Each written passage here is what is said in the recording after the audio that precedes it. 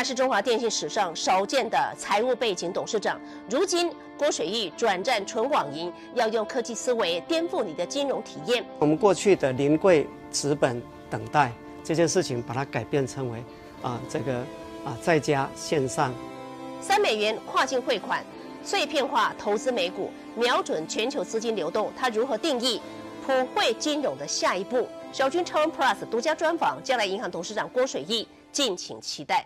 It's very important for Taiwan to participate in exchange of ideas and experiences between them and their friends in the West, because even though they are completely isolated geographically, they are not isolated when it comes to the values. Yeah. Why there is no freedom of speech in China is because every autocratic regime is scared to death of their own people. They are not that scared even of President Trump in the United States as they are of ordinary Chinese citizens who are living under communist control. Well, my impression of Taiwan was really amazing because I always really loved the original Chinese culture, like before Mao and before the revolution, and so have this opportunity to go and see some well preserved original Chinese elements were great, and people are very kind, and you can feel that you are in a free country of free man. So if you're a freedom-loving man, then you will feel just great over there.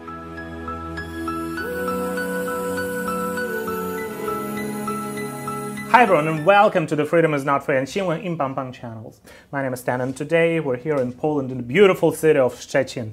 And I have a very good friend of mine, Filip Styczyński, who came all the way from faraway galaxy of Warsaw to talk to me about the current affairs and what is happening in the world, what is happening with Taiwan. He's also a very good friend of Taiwan. He visited Taiwan many times. He's a correspondent at large at Intermarium Studies Center of the IWP. So this time when I went to Washington, D.C., we had a very, very good meeting over there. And a former editor-in-chief of TVP World, one of the biggest international news channels here in Poland. So Filip, thank you so much for coming. Thank you for having me.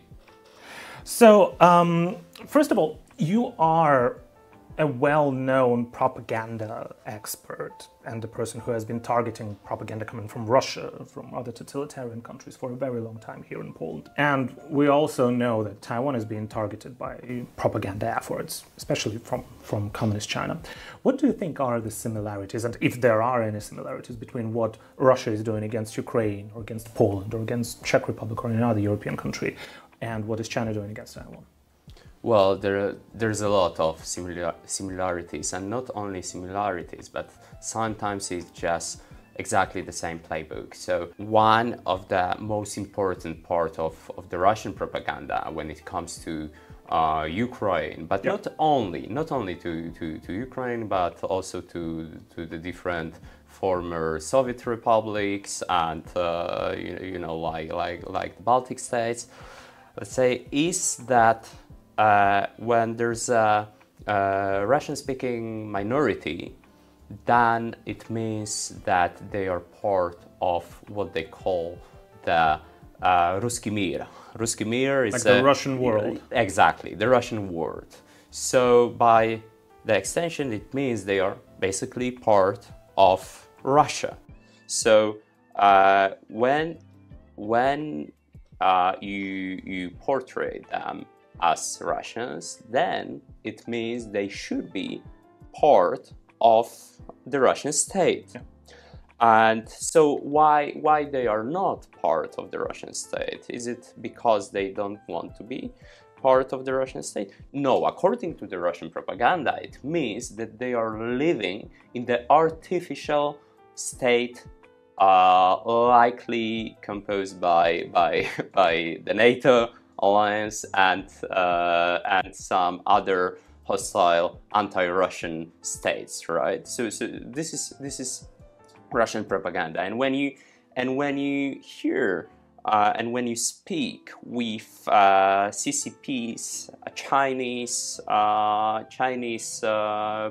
propagandists, and when you listen to them, then you can what you can hear about Taiwan, that Taiwan is not only a Chinese province, but also that people over there speaks Chinese. So what does it mean? It's Chinese food. Like yes. a former spokesperson of the Ministry of Foreign Affairs said.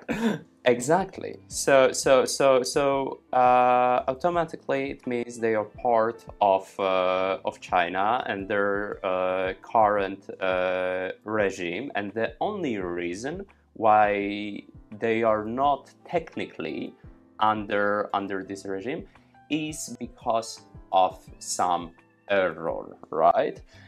So this error needs to be fixed, right? So then there are, you know, different narratives. Sometimes they are calling the Taiwanese government a junta, sometimes fascists, sometimes sometimes CIA operatives, and so on and so on. Especially recently, yeah. With the Nazi thing, and then calling some of the Taiwanese legislators from the DPP party like CIA assets. Yes, so you see that it's very similar to the Russian propaganda when it comes to Ukraine, because how they started. So in 2022, in February, when they started the full-scale invasion, and Russian dictator Vladimir Putin gave his speech to the nation, he said that they are not only liberating their people, but also the so-called special operation is because of the Nazis in Ukraine. And it was all, you know, denazification. He was calling for of Ukraine. Demilitarization and denazification of Ukraine. Denazification, exactly. So this is exactly the same thing, and both propagandas from China and Russia are, you know, very deep rooted in the history, right? So Putin took this denazification, anti-fascist movement narrative from the times of Stalin, because everyone who opposed and who tried to fight back communists and the Russians and the Soviets was automatically fascist. This is how the communist Polish propaganda called our heroes in the 40s and in the 50s after the war. So our anti-communist underground who fought Nazis, Germans before Stalinists came in, right? They were portrayed as the fascists, right? They use exactly the same slurs, right? And to justify their actions. And now Chinese communists are doing exactly the same thing with Taiwan, calling them fascists. Why? Because of course Chiang Kai-shek was fascist himself, right? And this is the only reason why Taiwan exists, because of some international fascist plot against liberation of China. This is ridiculous. And what is with the fascism currently? I mean, like in the 90s and early 2000s, we could rarely hear the word fascist. Like the world was not talking about the rise of global fascism.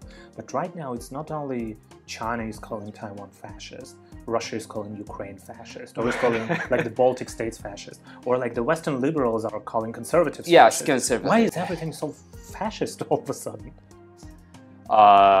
That's a good question. And it all started in the Soviet Union, and it was Stalin's idea. And he even said that once you call someone fascist, then it stays with him forever. And after the war, when the words fascism and Nazism, they were pretty much the same.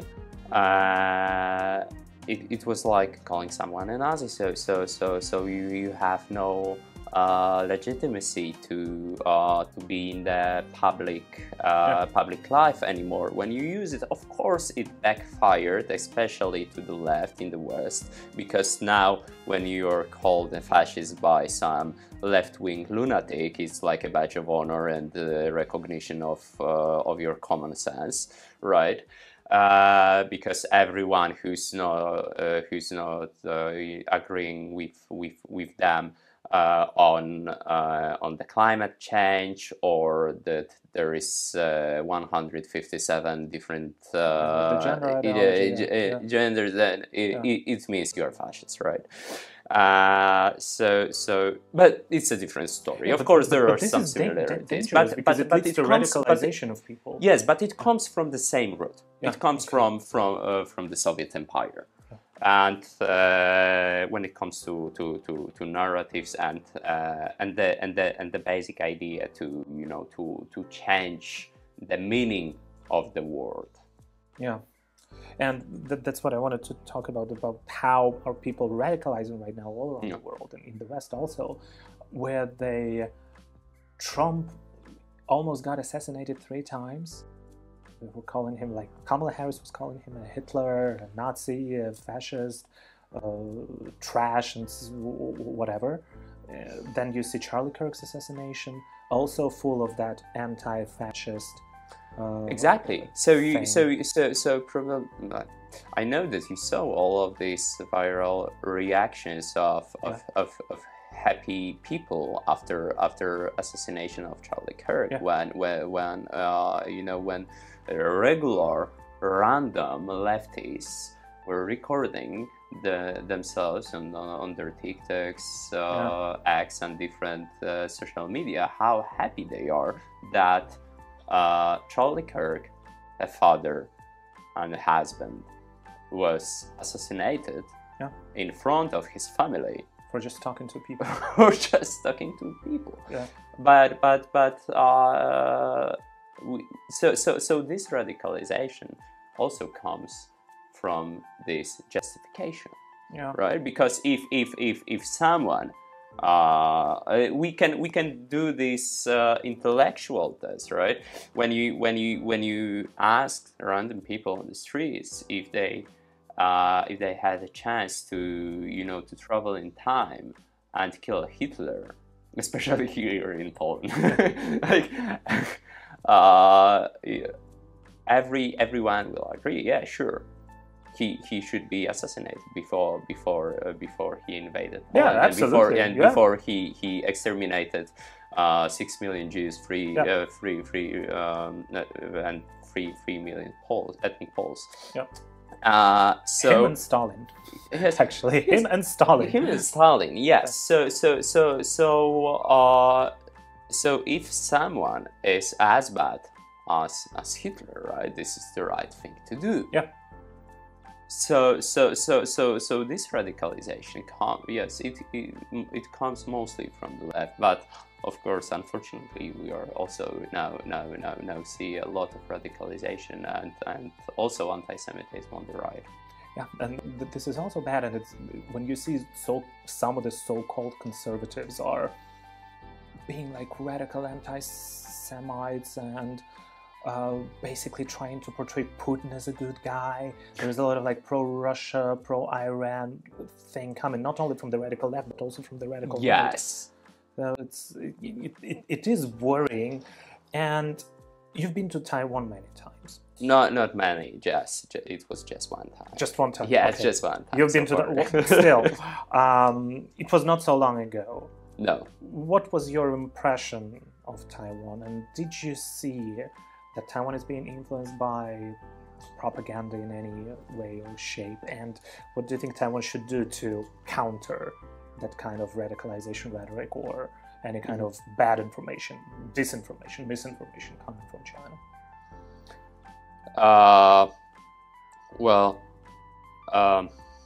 That's a good question, because and it's all very nuanced. Because first of all, my impression of Taiwan was really amazing, because I always really loved the original Chinese culture, like before Mao and before the revolution, and so have this opportunity to go and see some well preserved original Chinese elements were great, and people are very kind, and you can feel that you are in a free country of free man. So if you're a freedom-loving man, then you will feel just great over there. That's for sure. Now, when it comes to propaganda, what really struck me over there was when I was speaking with some Taiwanese experts. They were not aware of all of these similarities that we are speaking right now between Russian and Chinese propaganda. Many of them thought that it's something very exclusive for Taiwan and Chinese relations, and they are targeted with very specific tools that you cannot, find anywhere in the world. And then I understood that, something is very wrong if CCP and Putinist Russia is collaborating so closely, and on the daily basis when it comes to their propaganda, but also with war and so on, and in the same time free people from the Western societies are not always that well informed about our common struggle against autocrats and autocratic regimes, because on the other side of the wall they are completely aware who's the enemy and who's their friend, how and when they should collaborate together, right? And so it's very important for Taiwan to participate in exchange of ideas and experiences between them and their friends in the West, because even though they are completely isolated geographically, they are not isolated when it comes to the values. And now we are here in Poland.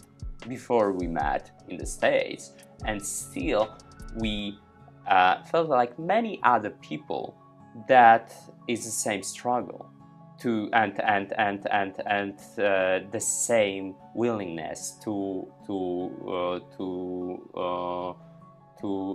live freely and without permanent threat from the autocrats.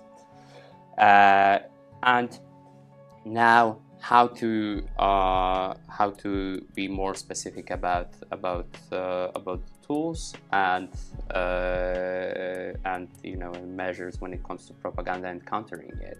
So you need to be very clear who's the good guy, who's the bad guy. That's the first thing. You need to address the specific threats are as they are. So you need to be specific that China is ready to invade Taiwan, of course, and also who are your friends, and don't go into all of nuances because of cultural background and so on. This is how what CCP is doing right now in Taiwan, right? This is how they want to exploit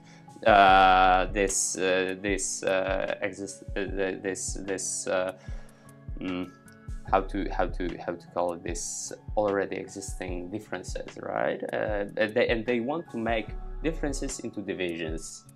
Yeah. Within the society. Yeah. Exactly. And they're successful. At the same time, they're trying to portray Taiwan as a part of their cultural sphere. Yes. Maybe not like the Russian world, but something like Chinese nation and rejuvenation of Right. nation. And recently, if you see at the results of the elections in Taiwan, those pro-China parties, not necessarily pro-unification, but pro-China, Right. taking a very friendly stance towards China, and even people within some of those parties that are very pro-Chinese, they're getting elected, they're having their voices heard. And if you look at the recent report from the CBS, from Canadian CBS, it says that the hostility and the awareness of Chinese aggression amongst the young people in Taiwan is going down. Yes. So, what is your recommendation? I don't think that anything like that is happening in Poland. Pretty much everybody knows who's the good guy and who's the bad guy, but I think Taiwan is a little bit more confused here. Yes. There are not, ready answers for it, because there are so many tools that you have to apply to fight back, and still you don't know if you succeed, right? It's a very complicated issue when it comes to influence on the society.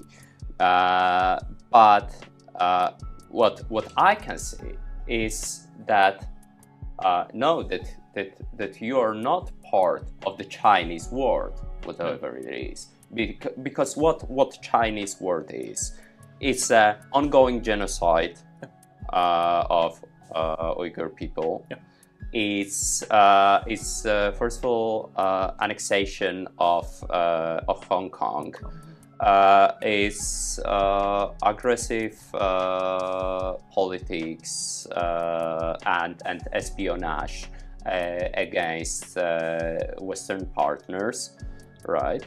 And it's everyday oppression. Surveillance. Yes, and no free speech. Yeah. This is what I see when it comes to China, and tens of millions people murdered by the same regime, right? Yeah. Because there is continuity of CCP's regime, and now, when it comes to Taiwan, what I can say is what we already talk about is freedom. It's freedom of expression. It's a free speech, and also original culture, right? Yeah. When I was 17 years old, I started my Kung Fu training. I was always very into martial arts, and I was wondering, how it is to go to China and to learn original Kung Fu, from the source of it. And then I learned that all of the real masters and the best centers for the real Kung Fu are abroad, are in California, Hong Kong, Taiwan. Yeah. And why? Because all of the original masters were murdered by the CCP. So they don't even have their own Kung Fu. Like one of the most recognized symbol of Chinese culture It's really and in China it's very artificial. You know, the Shaolin monks it's not kung fu. It's, you know, some kind of show, but it's not the same as they were learning and teaching before it's the like revolution. Acrobatics, like acrobatics. the O show in Las Vegas. I didn't want to call it a circus. The thing. The Cirque du Soleil, but with exactly. Chinese characteristics. Yes. Basically. Exactly. Even the master of my style of Wing Chun, he had to escape from Fat Shan in Canton to Hong Kong because of the communists. Yeah. There is a great Chinese propaganda movie about him, Ip Man, and I really recommend to watch it. But it's very funny to watch it and to see how Chinese propaganda works, because there's the movie is basically about this kind of great famous kung fu master Ip Man, who's living in Patshan, and then evil Japanese are coming, and he had eventually escaped China. But it was CCP because he was a Kuomintang member and Chinese aristocrat. So he escaped communism, of course. So why do you think China is so obsessed with Taiwan?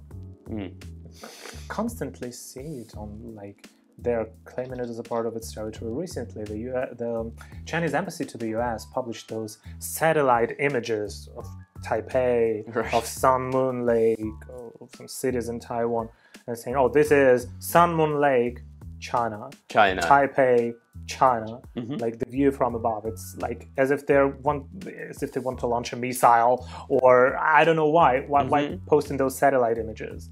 And it's constantly, it's Taiwan. They're fixated on Taiwan. It's interesting how many journalists were asking President Trump, will you be talking to Xi about Taiwan? Why should we be talking about Taiwan? Taiwan. Taiwan is Taiwan. But that's because China is so obsessed with Taiwan. As a journalist, as a media professional, why do you think there is such an obsession? Well, I think it's because Taiwan is the biggest threat to communist regime in mainland China. How come? It's a small island. It is 23 million people, and there is 1 billion, like 1.5 billion people in China. So why there is no freedom of speech in China is because every autocratic regime is scared to death of their own people. They are not that scared even of President Trump in the United States as they are of ordinary Chinese citizens who are living under communist oppression. They are afraid of rebellion all the time, and it's always like this in every totalitarian regime. They are scared of oppressed people. So, and this is the biggest threat. So, Taiwan is very special because it's a real country with a real administration. It's not like a Chinese government in exile, because of course totalitarian regimes are also after their opponents abroad, right? And government in exile and so on. But with Taiwan, it's a different story because it's a country, and those people who are living there freely, they are not living in California, they are not living in Poland or in England. They are living in a sovereign country in which the official language is is a Chinese one. It's a Chinese language. So they are an example that you can be Chinese, or at least Chinese speaking, and you can be extremely successful as Taiwanese and be free. It possesses the ultimate threat to the Beijing regime because with the right calibrated media, you can deliver this message to the Chinese people that you can speak Chinese, you can eat Chinese food, you can live among your people, right? But not be oppressed by the regime. Yeah, by the government. Yeah. So even though Chiang Kai-shek is already gone, and there are no plans of great invasion of mainland China, retaking the mainland. Retaking of the mainland. Actually, this is even a bigger threat for them than any kind of military operations. And this is this is the base of the Chinese people can be inspired by absolutely if they'll be ever by Taiwan. Yes, by the good example. Yes, of Taiwan. this fire will be ignited from Taiwan. Oh, that's interesting. And well, seeing that you see that the danger is serious, Chinese. It's very serious. Taiwan it's very serious. This is how I see it. It's not only about propaganda and the projection of power. Of course, it's very important. Yeah. But they are thinking very seriously about preserving their regime. Yeah. This is the most important thing to do. And to do so, they need to get rid of this threat. Well, and facing such an enemy, like a country with 1,400,000,000 people, Taiwan needs friends, right? Oh, yes. And unfortunately, you know, I do a lot of videos, like talking to people on the streets, asking them what do they think about Taiwan, if they know where Taiwan is, that Taiwan is a democratic country, that it's technologically developed, that they're very much involved with all the global trade. And how do you think Taiwan should position itself in the world? And do you think that, like, English language media, like, what tools should be utilized to let Taiwan's message be heard? Mm-hmm. Well, the news sphere is very, very important. Like, you did a lot for Taiwan when you were editor-in-chief. TVP at that time had a lot of good reporting about Taiwan. Yes. It's not, I didn't read or watch anything about Taiwan recently, but it used to be good. But for Taiwan itself.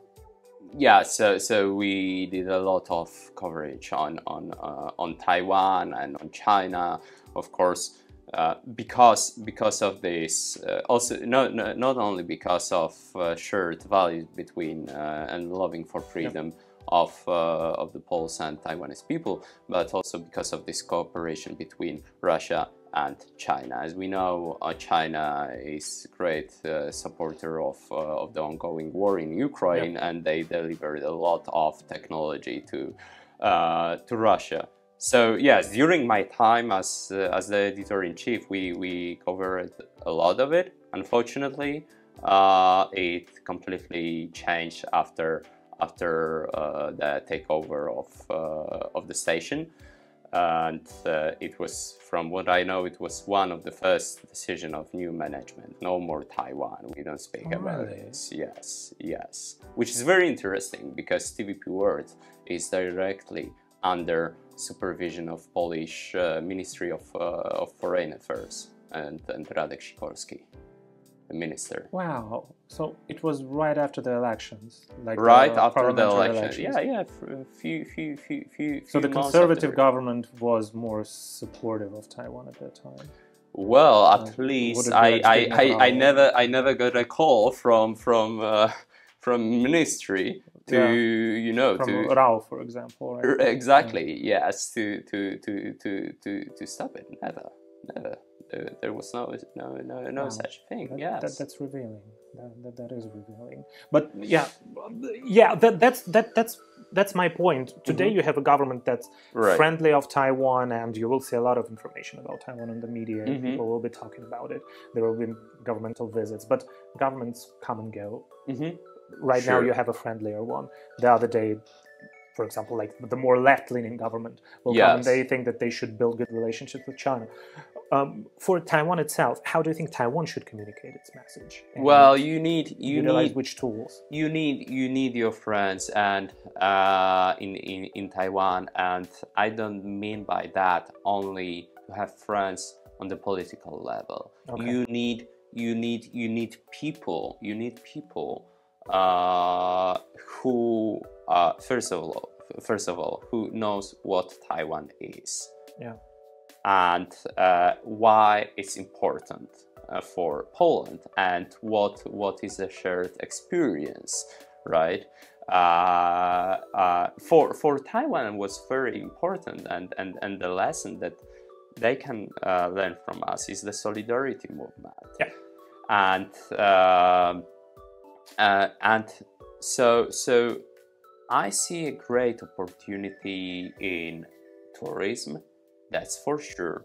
Like Taiwan is a beautiful island and very exotic but that's limited.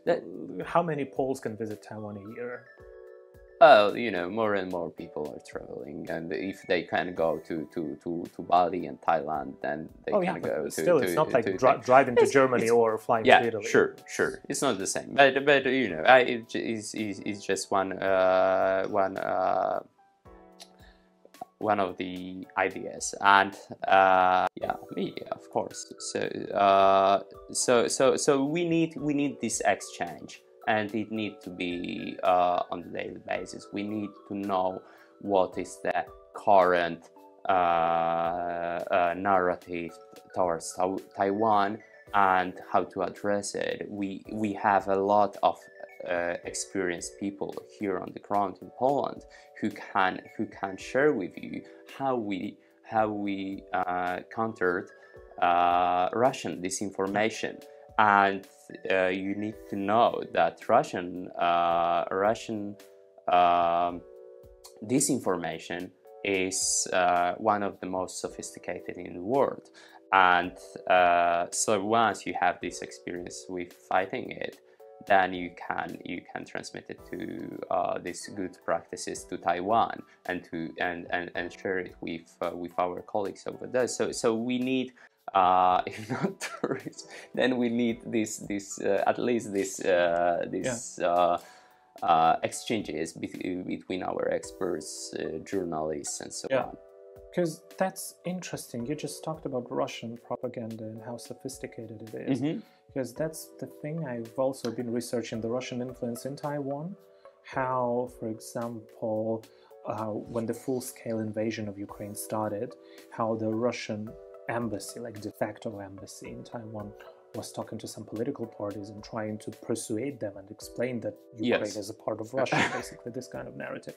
And right now you see the new chairman of the KMT party, of the Kuomintang party, who she just gave an interview to Deutsche Welle, like the German I saw German station. And she said that Putin is not a dictator. So it's working. It's working, absolutely. And you see, Russians have this approach that if you're a conservative, then they will portray Russia as a conservative paradise, right? Even though it's highest abortion, highest divorces, AIDS like in Liberia, like no traditional values, no traditional families, like the religion is also like hijacked. Yes, and even with religion and the Orthodox Church, how many the percentage of people who attend Orthodox Mass is around 60% or something Even, like this. even if they attend, when the head of their church says that if you go to Ukraine and kill Ukrainian people, you will go to paradise. Mm-hmm. You will go to heaven. This is not how it works. This is not Christianity. This is not Christianity. This is something different. Yes, this is Russia. This is Russia.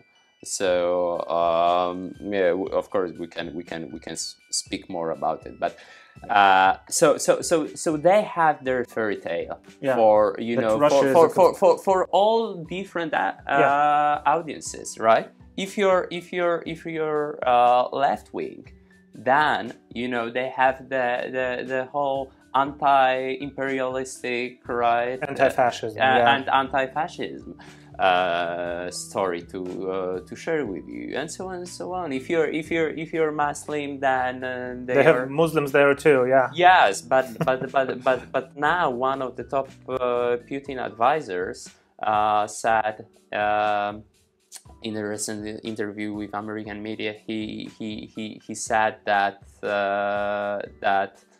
Europe will be Muslim in the next decade, even though Russia is on this fast track to become a Muslim majority country in a few decades. So it's ridiculous, but this is how they use it, and people don't know much about Russia. It's same with China. Also the barrier of of information firewall makes huge difference, because they are in control of all the information that are going out, and they know as well. So what can be done about it? Well, we all see the problem is here, but what is the solution? Well, we need or maybe I will reframe it. Are there any success stories right now in countering this kind of propaganda? Well, I think that Poland is already a success story for the whole region. Of course, Ukraine, in countering and direct fight is a good story to tell as well. We can, unfortunately, we cannot say that it's success story already, because they are keep on fighting, and our prayers go to the people of Ukraine and their state. But Poland is a success story. Remember that there was no Poland on the maps for 123 years. Yes, yes. 23 years. 1795 and we 1918. So the situation was much more difficult than it is right now for Taiwan, because it was already a conquered country. There was no country, and we still had our diplomacy around the world all the time. People like and even ordinary citizens or extraordinary like Paderewski, like great Polish pianist. Yes, who were advocating for the free state of Poland, right? Really, Poland is a country. He's in our passport. Yeah, I call it the heroes of Polish independence. Yes, one of the founding fathers, you can say, of our independence. So there's a lot of lessons for Taiwan that can take for free from us, and also part of the success, we shouldn't brag about it, but in fact this is the first time when Russia didn't decide to invade Poland directly, but do their invasion and war somewhere else in Europe, right? And so far we are lucky enough that they didn't decide to go after Poland. They are not strong enough to do so right now,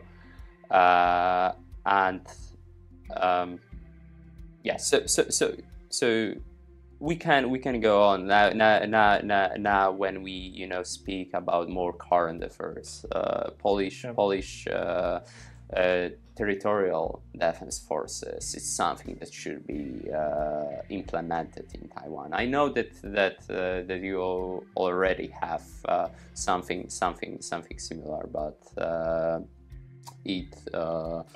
but it is civil society based. Like not exactly. Government. It's not the official regiment. Yes, it's not the official regiment, and it should be the same in Taiwan. So what I mean is, if you are living under the current threat from a massive bully on your border, right? We have not the same but similar situation, right? Russia that want to and they don't hide it anymore. They openly stated on their official channels that they won't invade Poland, that they won't nuke Warsaw, right?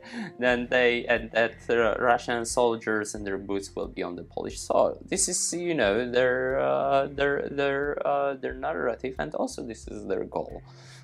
Because if they learn anything from the ongoing war in Ukraine, is that it's not possible to conquer Ukraine with a fully operational Poland.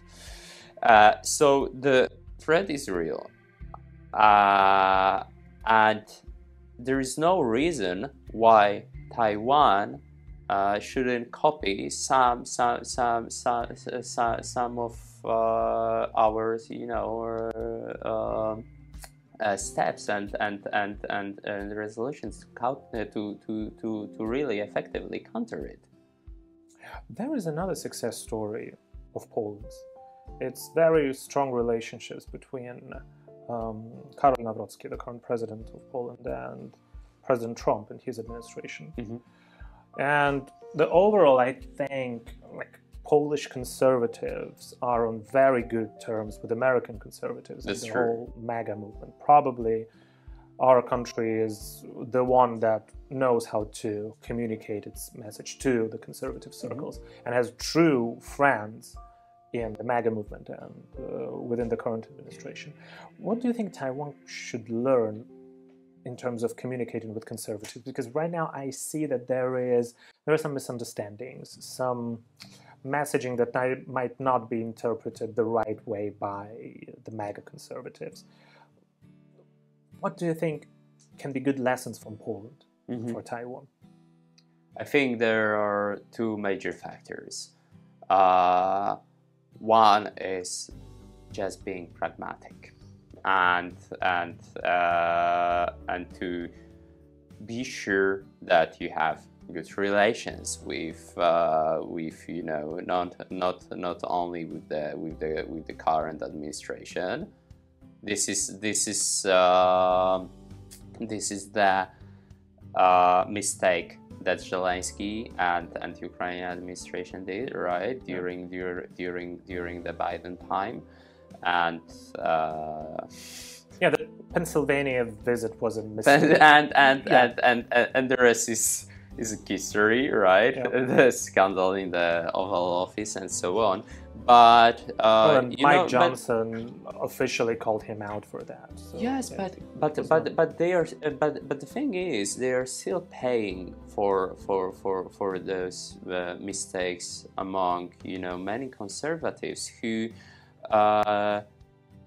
just thinks that the whole Ukrainian talk is just a another point in liberal agenda, and you know, they don't understand it's how important it's not only for Ukraine but also for the United States, and they many times they don't understand what Russia is. But And Ukraine is also a conservative country. and you see, but the problem is that Ukraine allies try to do everything that they can to convince American people that it's other way around. I remember that that it was in 2022 or 23. Okay. During one of my visits in DC, there was, you know, some large banner with some, you know, transgender soldier in you know, in the Ukrainian trenches, and there was description, I'm fighting for the same values as you fight, or something like this. You know, so there was a lot of efforts to portray Ukraine as like they were, you know, fighting for the pronouns or so. But yes, today yeah, it sounds completely ridiculous, and right? it's very colorable. And everybody was fighting in Ukraine. Everybody who was capable of fighting of was course. fighting, and they are fighting. Yes, and I'm not taking away, you know, if there, you know, there were people like this in the trenches, then you know, it's great. But the war wasn't about. The war is not about trans rights. The war is about protecting Ukraine. Yes. To let it be Ukraine and not a part of Russia. Yes, and not exactly, you know, another rainbow state or whatever. Of course, if it will be the will of Ukrainian people to become such a state, it's up to them. It's up to them, and the fight is but the fight exactly for this, for them to have the choice. To have the choice, exactly. But you know, it was never portrayed as a conservative country, and that's for sure. So you know, among many, I feel like there is a very, because what I see, Ukraine is fighting for its independence. It's very 1776 like. It's a 1776 moment, saying no to the large empire trying to subjugate them.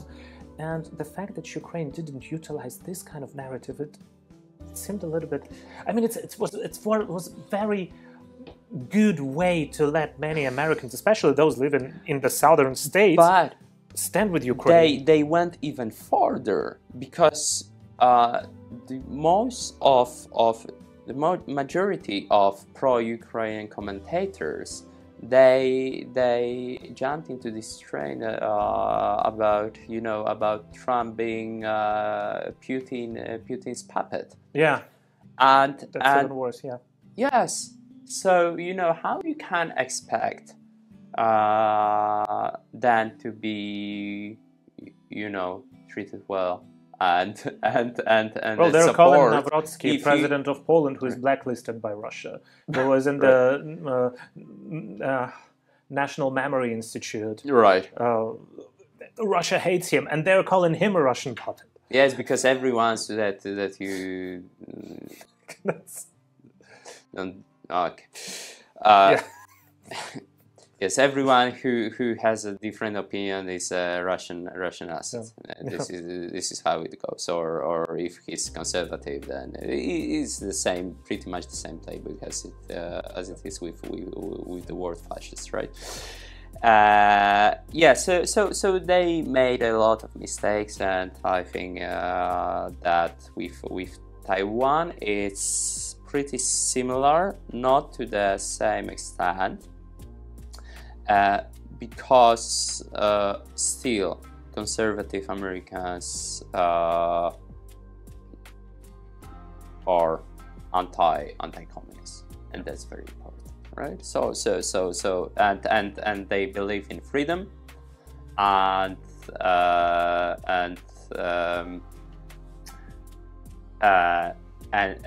they see Taiwan as this bastion of freedom in the Pacific. So it's very important. But in the same time, they are very, surprised, to say at least, when they see similar, liberal propaganda that they saw already with Biden administration in Ukraine, because it's very difficult to understand why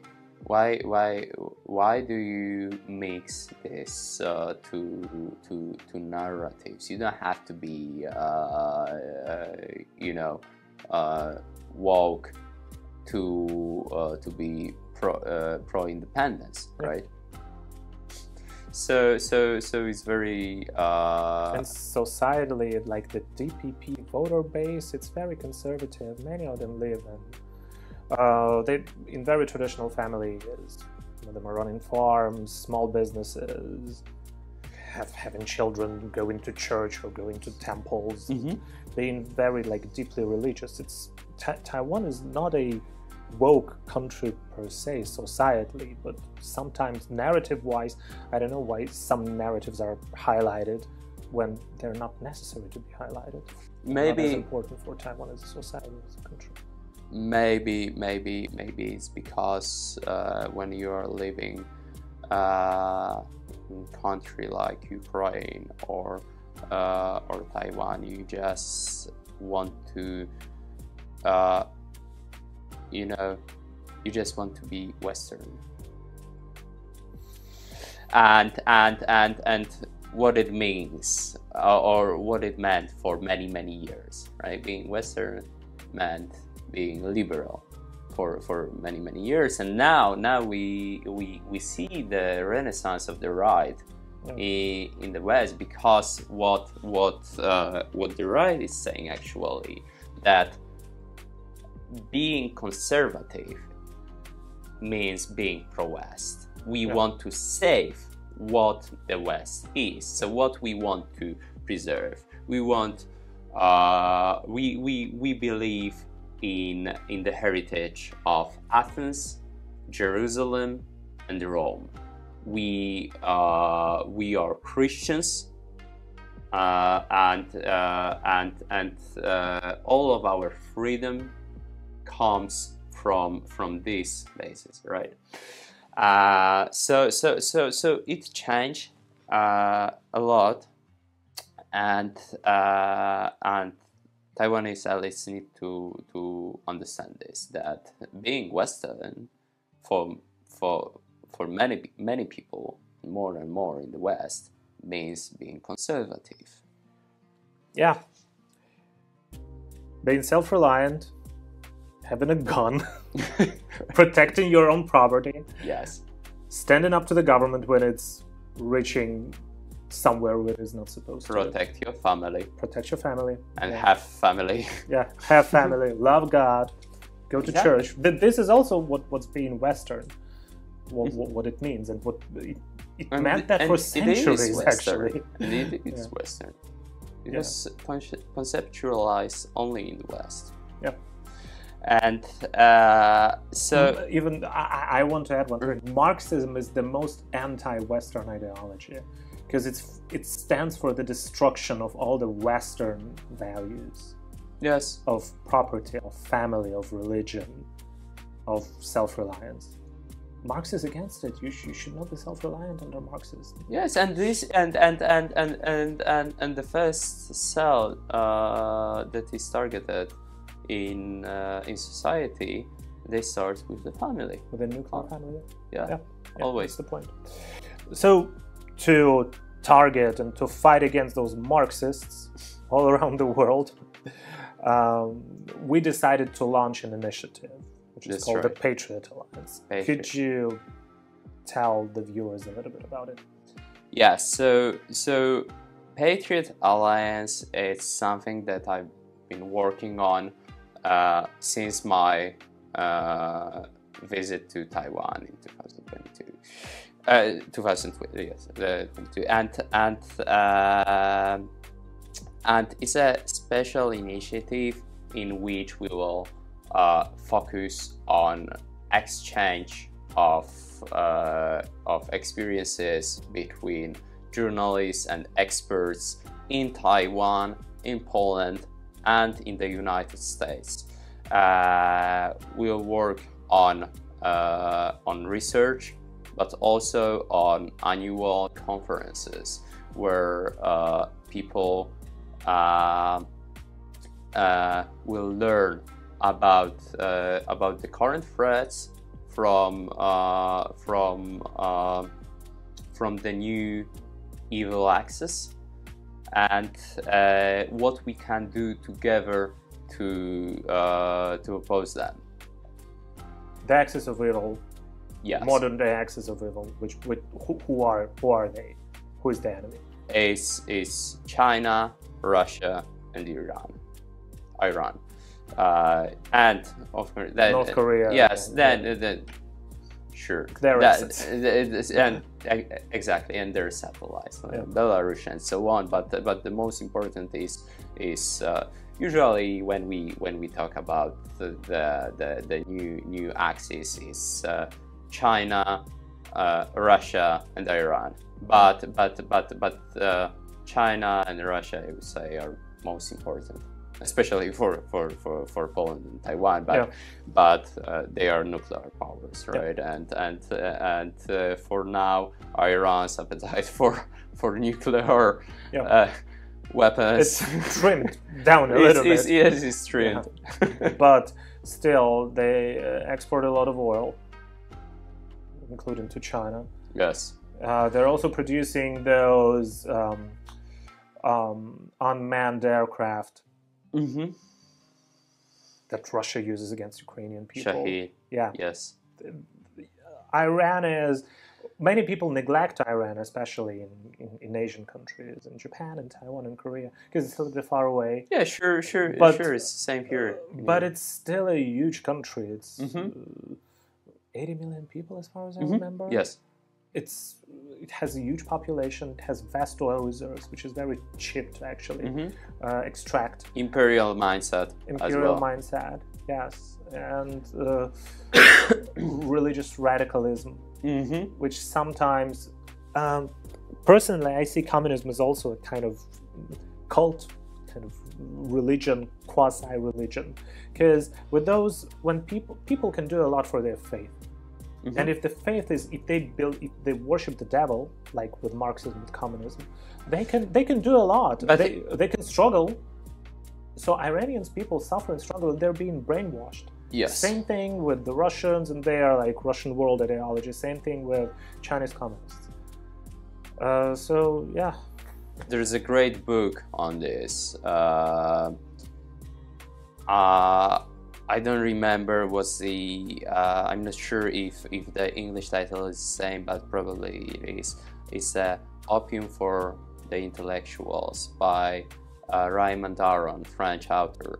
And so Marx said that the religion is the opium for masses, right? Yeah. So Marxism and communism is also this kind of opium, but for the intellectuals, and the paradox is many of them thinks it's it's not a religion, but when you look into it, the system is exactly the same with its dogmas, with its saints, right? It's very, very similar. And the way as they understand this is very, the divine nature of a communist system, which eventually will bring peace, right, and paradise here on earth. Yeah, and you're not supposed to be challenging the authorities. And I think North Korea is the perfect illustration of it, with Kim Il Sung's whole biography actually mimicking one of Jesus Christ, and that's why you're not supposed to bring the Bible to North Korea. Oh my God, this is the life of Kim Il Sung, but why his name is Jesus? You're right. That's things like that are they're. If you include state into equation, and if you have those like theocracies, including the CCP's China, it's basically a theocracy with the Communist Party being the supreme authority, or with North Korea. And right now, these regimes and these kind of ideologies being spread abroad and gaining more and more popularity, like outside. That's why it is very important to counter this kind of narrative by speaking the truth. It's actually not. This is what we'll do with the Patriot Alliance. I'm glad that you mentioned true, because when we speak about propaganda and countering it and the media and so on, there's a great temptation for many people on our side of the free world to use the same tactics and the same tools as Russia and China is using. I mean fake news and the troll farms, troll farms, all kind of disinformation. But our advantage is that we should using only the truth, and if you believe in truth, and when you see all of these lies on which those totalitarian systems were built on, then it's enough for us to do our job and to address this issue. We just need to decompose those lies and share truth with oppressed people. Yeah, that's precisely why the Patriot Alliance is very important. And when is the official launch of the organization, and where can the people follow? Well, people can follow us on our X profile, and as well our Substack, and very soon there will be also our website, where we will share the most important information about the organization and upcoming events. Thank you. Thank you, and thanks everyone for staying with us, for watching, and remember that freedom is not free. Never.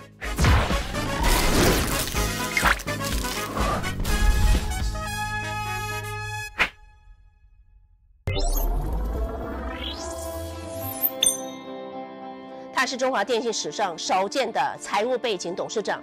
如今，郭水义转战纯网银，要用科技思维颠覆你的金融体验。我们过去的临柜、纸本、等待这件事情，把它改变成为在家线上3美元跨境汇款，碎片化投资美股，瞄准全球资金流动，它如何定义普惠金融的下一步？筱君台湾 plus 独家专访，将来银行董事长郭水义，敬请期待。